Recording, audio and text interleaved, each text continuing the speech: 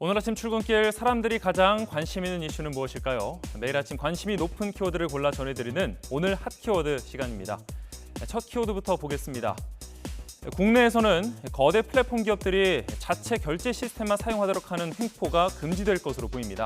이른바 구글 갑질 방지법이 어제 국회 본회의를 통과했습니다. 앞서 구글은 모든 앱과 컨텐츠 결제에 자체 시스템만을 사용하게 하는 이른바 인앱 결제를 오는 10월부터 강제 도입하기로 했습니다. 그러면서 30%의 수수료를 물릴 계획이었는데요.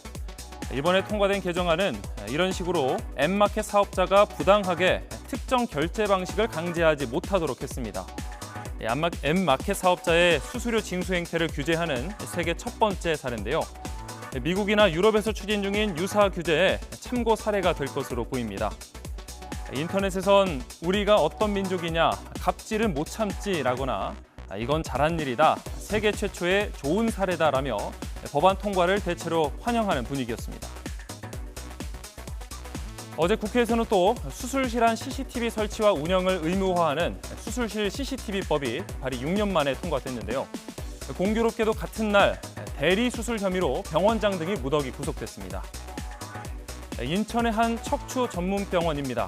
이곳에 공동병원장 3명과 행정직원 3명이 구속됐는데요.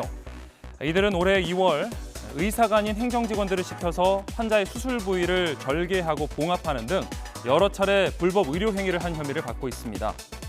경찰이 확보한 동영상에는 한 행정직원이 수술대에 누운 환자의 허리 부위를 절개하자 의사가 5분가량 수술하고 이어 또 다른 행정직원이 봉합하는 장면이 담겼다고 하는데요. 환자들은 엎드린 상태로 수술을 받기 때문에 누가 시술하는지 모르는 거죠. 병원 측은 대리 수술 등 불법 의료 행위를 하지 않았다며 혐의를 전면 부인하고 있습니다. 환자 단체는 수술실 CCTV 설치로 이런 불법 행위로 인한 피해를 막을 수 있을 것이라면서 법안 통과를 환영하고 있습니다. 중국 정부가 연예인들에게 시진핑 국가주석의 사상을 공부하라는 지시와 함께 단속에 나섰습니다. 세 번째 키워드, 중국 연예인 단속입니다. 중국 유명 배우 자오웨이에 대해 탈세 의혹 등이 제기되자 지난주 중국 포털에서 이 자오웨이 영상이 모두 삭제돼 이슈가 됐는데요. 이 외에도 중국 배우 정수항이 탈세 혐의로 벌금형을 받았습니다. 또 아이돌 그룹 엑소의 전 멤버 크리스가 강간죄로 체포되기도 했는데요. 이렇게 연예인들에 잇따라 사회적 물의를 일으키자 중국 정부가 급기야 연예인 교육 관리와 도덕성 강화 방안이라는 대책을 내놨습니다. 발표에 따르면 연예인들은 시진핑 주석의 발언을 공부해야 합니다. 혹시나 중국 활동이 많은 우리 연예인들이 위축되진 않을까 우려하는 반응이 나오고 있습니다.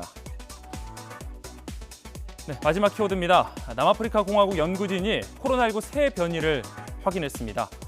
지난해 남아공 1차 감염 파동 당시 지배종이었던 바이러스가 진화한 형태의 변이입니다. 해당 변이는 지난 5월 남아공에서 처음 발견된 이후 아프리카와 오세아니아, 아시아, 유럽 등지의 7개 나라에서도 검출됐습니다. 이 새 남아공 변이는 우려되는 돌연 변이를 많이 갖고 있다고 하는데요. 해당 돌연 변이가 전염력 증가와 관련돼 있고 항체를 피하는 능력도 커진다는 설명입니다. 누리꾼들은 이제 지긋지긋하다, 변이 구분 더 이상 의미가 있나? 이번엔 또 이름이 뭐냐며 속출하는 변이에 반감을 표했습니다. 지금까지 오늘의 핫 키워드였습니다.